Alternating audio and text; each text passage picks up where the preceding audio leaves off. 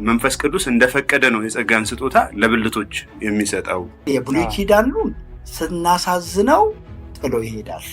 እንደውም ቅዱሱን መንፈስ አሳዘኑት ይልና ተመልሶ አስመረሩት፣ ተዋጋቸው፣ ጠላት ሆናቸው ነው የሚለው።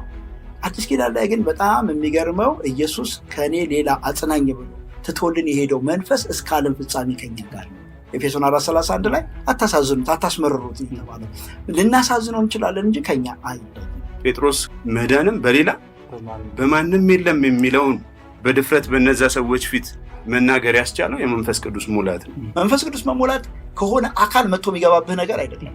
ውስጥ ያለው የእግዚአብሔር መንፈስ ይቆጣጠርሃል ማለት ነው። ሁለንተናህን ይቆጣጠራል። ከኔነት ትወጣለህ፣ ከፍርሃት ትወጣለህ፣ ከይሉኝታ ትወጣለህ፣ እውቀት ከማጣትም ደግሞ ትድናለህ ማለት ነው።